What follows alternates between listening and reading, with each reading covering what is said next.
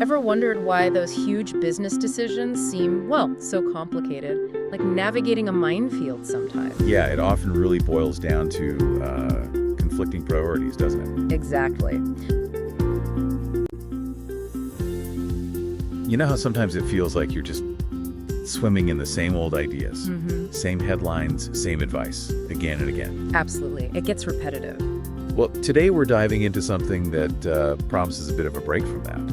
So today, we're diving deep into stakeholder conflicts. You know, those tensions when different groups involved with the business just want different things. Sometimes completely opposite things. Right. And we're looking at a breakdown of what different stakeholders want, and also this interesting bank loan scenario to see it in action.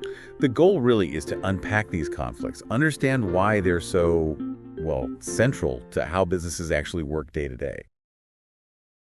So a stakeholder is basically anyone with skin in the game, something to gain or lose. Precisely. Anyone affected by the business's actions. Okay, let's kick off with the owners then. They're usually focused on the money side, right? Like immediate profits, dividends. Yeah, the financial returns.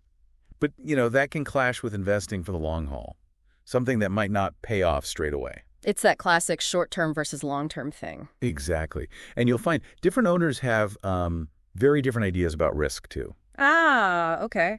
So some might want to go big, high risk, high reward. While others are much more cautious, preferring stability. That creates its own friction inside a company. Makes sense. Then employees.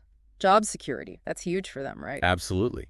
But that can sometimes, butt heads with the company needing to be more efficient, maybe restructure. Which could mean job losses. And then there's pay and benefits. Yep. Always a factor. Of course. Employees want better wages, better benefits.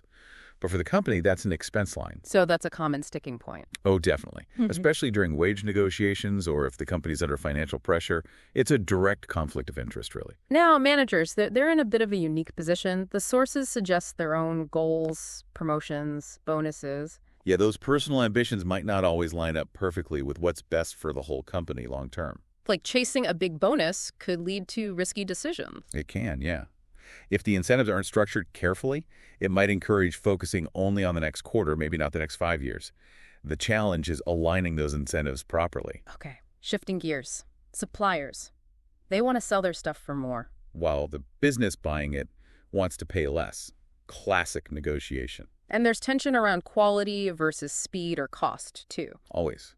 It's a constant balancing act. You need good supplies, reliably, but you can't overpay. Recent supply chain issues really showed how vital and tricky this is. And then customers. We all want lower prices, don't we? Lower prices, better quality, faster delivery. Yeah, the works. Yeah. But that puts pressure on the business's profits. It really does. Businesses have to be super efficient, innovate constantly, just to meet those demands without going under. Finding that sweet spot is key for loyalty. We also have the government, regulations, environmental, minimum wage.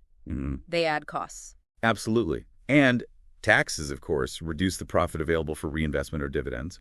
Trade policies, tariffs, quotas, that's another layer, especially for international businesses. How do companies usually handle all that? Well, often they have people specifically focused on compliance, navigating the rules.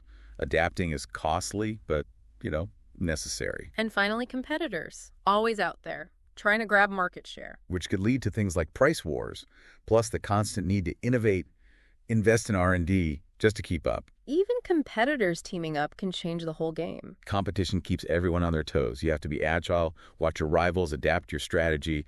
It's relentless. So this all ties into that case study Alex at First National Bank with the Novatech loan. Right, a perfect example. He's got this choice. Approve a loan, potentially get a big bonus quickly. But it's a risky loan. Could cost the bank a lot down the line. Really highlights that tension between personal short-term gain and the bank's long-term health. Exactly. It's the individual's incentive versus their duty to the organization, its shareholders, even its depositors. One person's quick win could hurt many others later. So it really feels like managing a business is just constantly juggling these competing needs, these different timelines. That's a huge part of it, yes. That loan decision, it's not just math.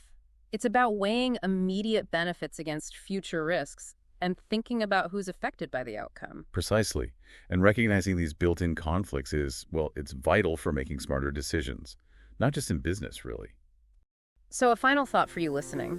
Think about a big decision you made recently whose interests were front and center.